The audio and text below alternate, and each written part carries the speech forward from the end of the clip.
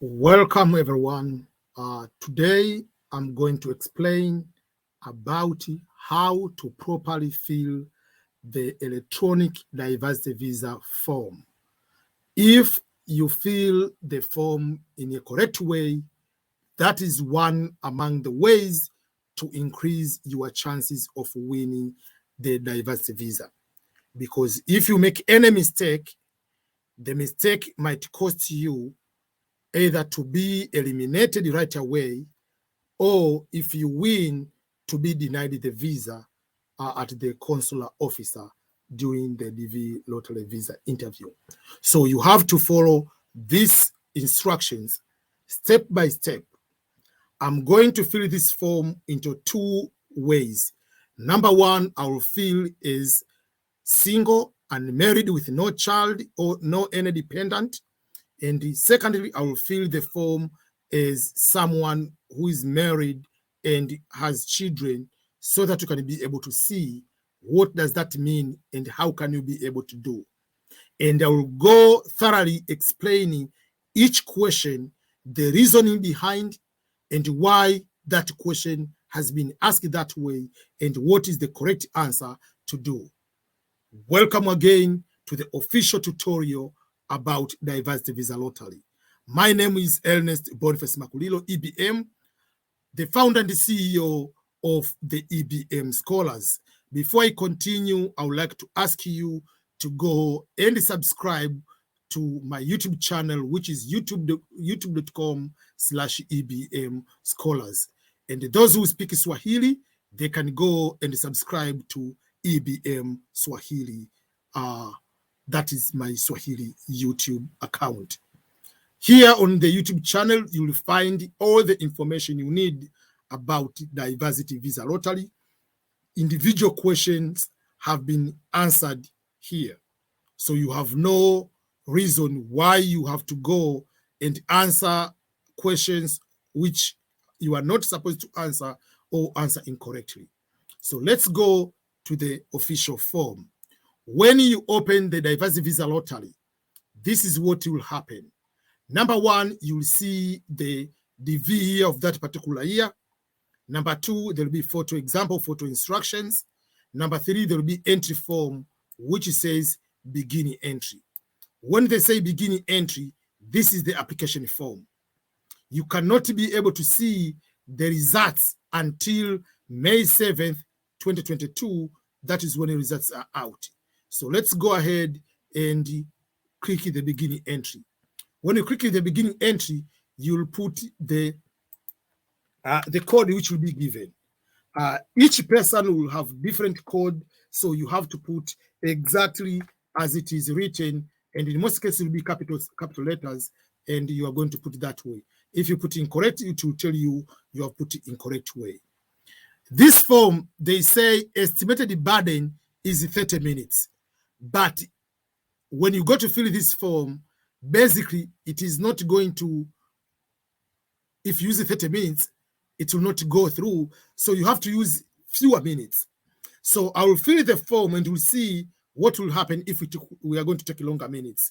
What will happen when you go to submit the form, it will do the page cannot be found, that aspect. So that is when you use or you take a longer time, is because of that. If you, before you submit, it happens that way, remember, you haven't submitted yet. So you have to go again and start doing another application from the beginning. So we start with the names. It depends. There are some people with more names. There are some people, remember, you start with the last name. So in this case, I'm going with my name. I put Makulilo. Assume on my passport, I have two names. So it will be Makulilo Ernest. Assume I don't have middle name. I will click no middle name. But what if I have two first names? Ernest Boniface is the first name, and maybe let's say put Stans, whatever. That is another name. So there are some people have two first names, they don't have middle name. And there are some people, they have two middle names, they don't have maybe first name. So on the, you go and look what are your names are. When on your passport, remember you have to concentrate on your passport. The names should be written as they appear on the passport. So I'm going to give some of the examples you can be able to see. On this example, this person, the names are Anna Lee. This person, the names, given name is Rivka. Last name is Toledano. This person has more names, has 3 last names. Given name, no, has 3, the given name is Marina and doesn't have middle name. This person has 3 last name, Morena, Bezena, Zanet. So this person will know middle name, you'll put direct. So this person will have no middle name, will have 3 last names and the first name. So I want to give you that one so that you can understand the names. You have to put the correct gender. You have to put the correct date of birth. Remember, date of birth in America, you start with month. So September, that means 09. If let's say you are born on 1st, you will be put in that way. Don't put just 1. That's why they put 2D. If there are numbers, they put 4 numbers for the year. City you are born. Let's say I was born in Kigoma. Remember, the city of birth or place of birth must be the place of birth on your passport. Example, place of birth, Melbourne. Place of birth, Lamport. Place of birth, Ilala. So it depends on your place of birth. Each person will have different place of birth. So put the place of birth which is written on the passport. Forget about what it is written in your baptism certificate or any other documentation. Focus on the passport. The names which are here, they are supposed to be the names which are on the passport. Don't tell me or ask me, my school certificate has 3 names or 2 names, but my passport has 3 names. Forget about the school. Here, just focus on the passport only. Then, the country where you are born. Remember, your eligibility to participate in the diversity visa lottery is based on the country of birth. But there are some people, let's say you are born in Nigeria, but if you are married and your wife or your husband is from a country which is eligible, you are allowed to apply and claim the eligibility from your spouse's country of birth. So the country of birth it should be there. And by default, question number 6, I have to put this tick here. This tick is by default is there. Are you claiming the eligibility based on the country you were born?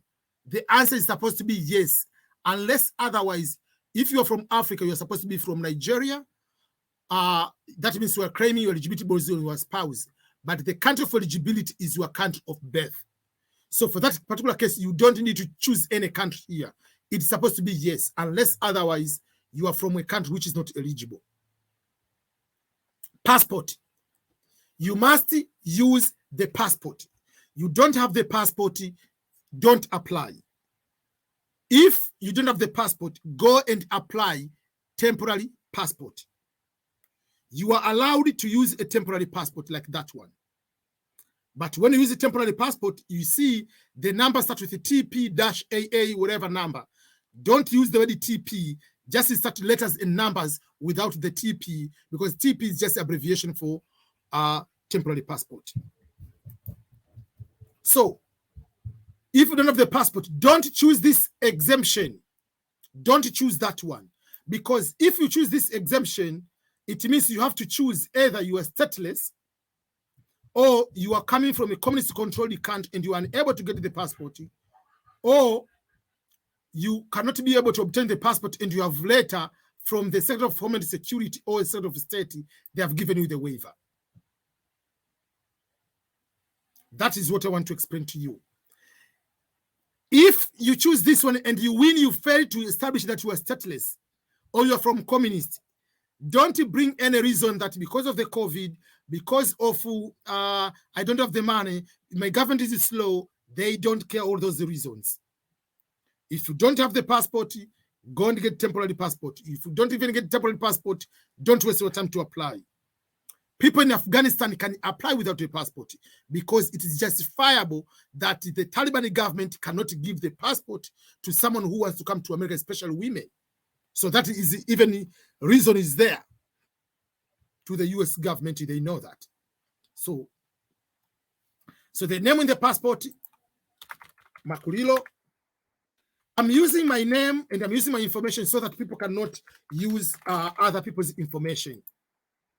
Passport, I'm using my old passport. This passport is already expired. And now I'm a US citizen, so I don't use this passport. So just to make sure that. And these are the old passports are no longer there. So the expiration date. So here, don't ask me the question. My passport is expiring in November. My passport is expiring next year. As long as the day you are applying applying the DV lottery, your passport is valid on that day, you are allowed to apply. Forget about when the passport expires. As long as the day you are filling the form, the application, the passport is still valid. So let's say it's expiring on 10/10/2027. I'm giving an example. The country of issue, you put your country. So even if, let's say, you're overseas, the passport was given by your embassy. Your embassy is your country. So still you have to put your country. So don't choose this option unless otherwise you're from Afghanistan. You put you are from communist country. But if you're born in African country, any of this doesn't apply, my friend. Then you put the photo. I'm going to put a wrong photo so that I cannot win. I don't want to put the information, then I win. I don't want to take someone's chances. So I use the photo, which is wrong. You remember, the photo you have to look straight. This photo I'm looking sideways. I'm using all the information which are incorrect so that I cannot win. Because if I win and someone doesn't win, I'll be feeling bad by taking someone's spot. This is the mailing address, the address where you're going to get the letter from the post office or where you live. This mailing address is not that important in the DV lottery. There is no any documentation will be sent to this mailing address. So the mailing address, whether you put a fake address, you put a wrong address, you put incorrect address, it doesn't matter. So in care of is when, first of all, it's optional. Don't fill anything. Unless otherwise you put in care of, your letters are passing through or going through Mr. A or School A or your office. So you put in care of St. Mary's Catholic Church or Santa Barbara University, whatever it is, you can put as care of. But to make it easier, you can put a P.O. box and then let's say you put the number. Put any number, even if it's a fake number. This address means nothing. But when you come to the email, that will be the important one. So you can put it this way, or you can put those, you know, when you put like the address, 124, whatever, Jomo Kenyatta Street, house number 4. Jomo Kenyatta Street or apartment 4. You can put it that way. So you can put any address, it doesn't matter. Address 2, optional, leave it open. Don't fill anything. Address 3, on part 3, I mean, city or town, Dar es Salaam. What is the town? If you are city, let's say if someone is from Mombasa, what is the name of the county? Or if you are from Kisumu, the county is whatever Nyanza county or Western province. You can put Western province. But you can put the same name of the city, it's okay. The postal code or zip code. When you go to your WhatsApp number, how you saved your number, it will start with a plus and there will be a number. The number before the number, your phone number, that number is a zip code number or postal code number. But to avoid these kind of things, just put no postal code. Is not important. But for instance, someone from Tanzania or someone from Kenya is 254. From Tanzania, 255. From Uganda, 256. From Rwanda, 250. And it depends on each country. But make it easier for yourself. Put no zip code or no postal code. Simple like that. The country, put the country of the address. You might have this address different from where you live. It's okay. The country where you live today, I just put it wrong in Tanzania. Make sure you choose the correct country. Someone from Ghana, I was in the interview one day here, I was live here, made a mistake. Instead of Ghana, put Afghanistan or Iraq, wherever it was. They are going to deny the visa. There is another person, it was not the country where they live, but they put the country of eligibility, another country by mistake. So the country where you live today, by default, it will be the country of the interview. So you can change when you're going to fill the visa form if you want to change. Phone number is optional. Don't write. But if you want to write your phone number, write it. It's not a big deal. Email is very, very important. So ebm@gmail.com. This is the fake email address. ebm@gmail.com. This is the fake email address. It's not my email address. So don't write on that email. People want to know, on the email, should I use capital letters or small letters? Or when I'm going to fill all this information, should I use capital or small letters? It is your choice. You can use capital or small letters. Myself, I prefer to use capital letters so that I can see clearly. Education. Primary school, it means you ended in primary school. High school, no degree, it means you went to high school, but you didn't finish high school. High school degree, it means you went up to high school and you finished 12th grade. Vocational means maybe you went to high school, you didn't finish high school, you went to the vocational trade school, you can put vocational. Some university courses, it means you are still a university student, or you went to the university, you haven't finished and you quit the school, you are still having some university courses. You don't have bachelor degree. University degree, that means you have completed bachelor degree and you have the bachelor's degree on hand. And then some graduate courses, it means currently you are a master's student.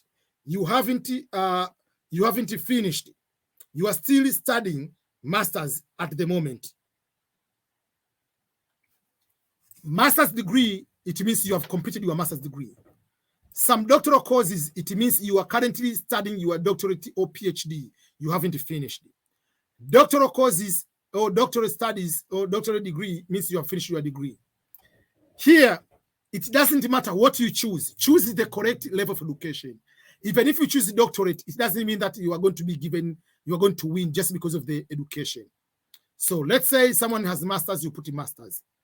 Here they say you must have at least a minimum of minimum of high school diploma or 2 years of work experience. Forget about this one at the moment. When you win, this is when you are supposed to find out if your work experience meets the requirement of the diversity visa lottery. There is no any place on the DV lottery where you're supposed to choose the work experience. So for that particular case, if you don't win, don't say you didn't win because you don't have work experience, or you don't have high school, or you don't have master's degree. They're not going to choose based on that. The random selection doesn't care what level of education you have. Marital status. Unmarried, it means you are not married. Even if you're planning to get married next week, you are still single. So you'll be unmarried. Don't put the person, oh, we are engaged, we are planning to get married. No, you are single, you are unmarried. Married, if your spouse is not a US citizen or green card holder, you choose that one. If your spouse is a US citizen or green card holder, you choose this one, but you don't need it to, there is no need to add what? There is no need to add the information for your spouse because they don't need to come to America. Or even when you come to the children, your children who are American citizen or green card holder, you can say you don't have those children because they don't need to get green card to come to America. Divorced, it means you are divorced. You have the legal documentation, you are divorced. Widowed, that means someone has passed away. Legally separated, you must have a legal separation. And despite of that one, you have to enter information of your spouse, even if by legal separation, your spouse will not be able to come. Legal separation is arrangement to when a couple remain married but live apart following the court order. If you and your spouse are legally separated, your spouse will not be able to immigrate with you to the DV lottery. You will not be penalized if you choose to enter the name or not to enter the name. So it's up to you. If you are not legally separated by the court, you must include your spouse information. Failure to list your spouse, you are going to be disqualified. If your spouse is a US citizen or permanent resident, do not add that person in the lottery application. So for this particular application, I'm saying I'm unmarried. And the number of children, I'm going to put 0. If I click next, because I've used it for a longer time, for over 20 minutes, it might not go through. Let's try. You see, it will say the page cannot be reached at this time. So we have to fill the new application quicker. I was going through so that I can be able to show you. US 9B. So when it happens like this way, the application hasn't been submitted yet. When the application is going to be submitted, it will appear like this way. It will say success. If you don't receive this one, you haven't submitted. It doesn't matter whether you applied on the first day. For instance, this application is done on Wednesday, the first day of application for the DV lottery at 12:30 Eastern Standard Time. But it doesn't affect anything whether you apply on the first day or the last day. So let me fill it quicker. The same information, but I'm going quicker. I'm not going to repeat the information to you.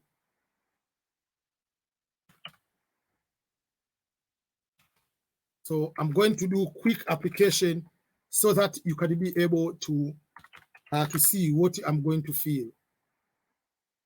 Tanzania, country the same. We start with the last name, first name, and the middle.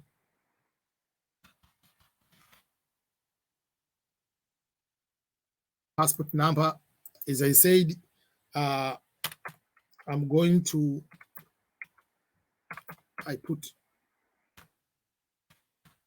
using the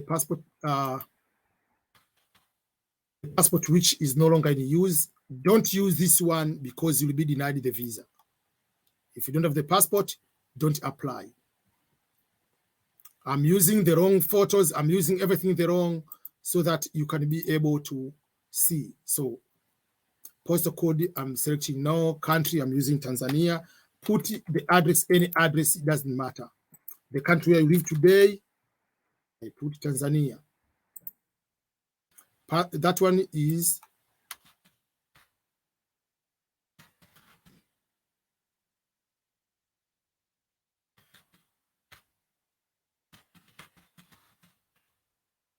education,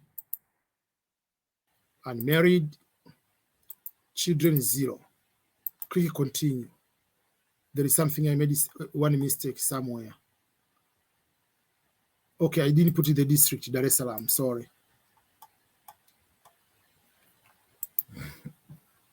Okay, so you can decide to take the photo of this one if you want, just to have that record, to make sure that you put the correct information if you want. And then you click, you see it will turn to be green, click submit. This is the application. It will say success, like this way. Let me fill the application. Don't do more than one application. begin enter. I'm going to fill down application. Is someone married with a child?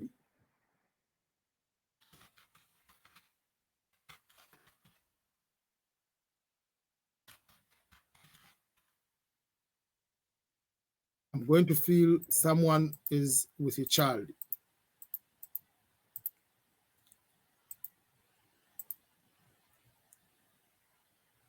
I'm going to put whatever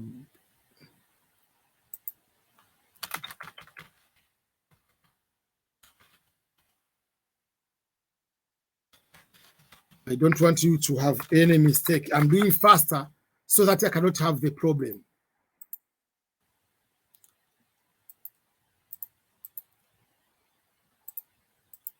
$20.27. The passport is no longer in use, so I don't want to use any person's information because some people misuse the information. So the photo, I'm going to put the wrong photo. Address, Dar es Salaam, district Dar es Salaam, no postal code, don't complicate. Tanzania, where you live today, I put Tanzania. No, that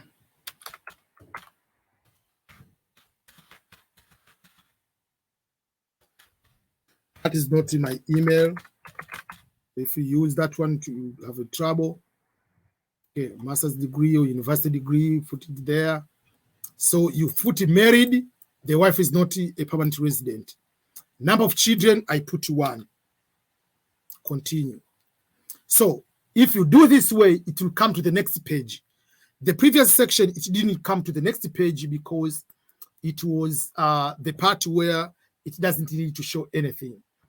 The previous part, it was single, it goes directly to the first page. If you go as with the dependent derivative, it will go to the next page. So automatically it will come to the spouse because they say you are married. The spouse will be 1 spot. You cannot have more than 1 wives to add them here.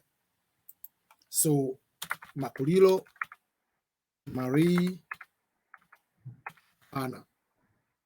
I'm going to put the same birthday. Just is not her birthday, but I don't want. Okay, the gender female.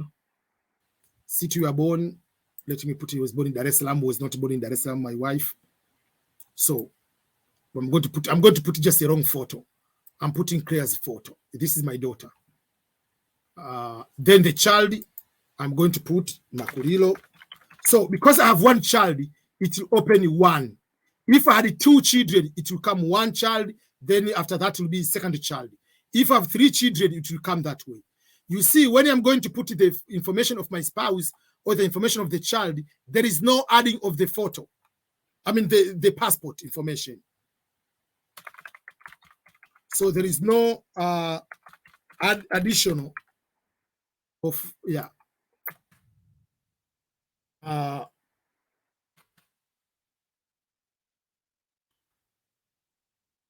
So let me give you an example. The child must be your biological child or legal adopted child or stepchild, and it must be under the age of 21 and married. What if you put the child who is, so if you have 3 children and 2 are under the age of 21, and 1 is above the age of 21, is 21 and above. So the child who is 21 is not counting, so we'll say you have 2 children. If you have 3 children, 1 is married, even if he's under the age of 21, you don't add that child. So let's say you put 1995, this child, see what will happen. It will say, it will deny that the child is above the age required to be in the application. So let me go and put Benedict's photo. I just want to show you what will happen. Continue. It will say there is an error. Scroll down to the message. Why? Because this child is, I put 1995. The child is supposed to be here, is at least between this time, depending on the math, is supposed to be born around from 2000 to 2021. So if that is the case, the photo were good, you go next. So it will show the first page, and it will show the information about your child, and the derivatives will be able to show there. Take a picture if you want, and then again you submit. It will give that way. If this happens, remember, this is the confirmation number. Take a picture. Don't write. You see, for instance, if you write, this one is I, but you might put a mistake and write as 1 instead of I. So take a picture of this one and use on the application results next year. Don't go and try, because there are some people are excited. They think that if they apply today, they go to check his status here. They want to put, let me show here. They see, click here to check the results for 2023, 2024. If you click here, let me show you, you will not be able to see 2023. It doesn't accept 2023. It accepts 2022 at the moment. So don't go there and start checking the results by putting this one. Take a photo of this one and send it to your own email. Save it in a very area which is supposed to be safe. Don't lose it. And that is how you successfully apply for the diversity visa lottery application. If you have any question, let me know. But before you continue, please do me one favor. Go and subscribe. Go to my YouTube channel. You will see so many videos. I have answered all the questions you might think. Every question you might come here with, I've answered it here. So all of you, is up to you to go ahead and apply for the diversity visa lottery. So what I needed to do, just go and subscribe, and I wish you all the best in the DV lottery application, and probably you'll be the winner. And keep us updated. Once you win, that is your happiness. Share this video with another person so that they can apply without any particular problem. So this is how you go about it, and this is how you apply. Again, this is Ernest Boniface Makulilo from EBM Scholars, talking to you from my home office here in Belton, Missouri, United States of America.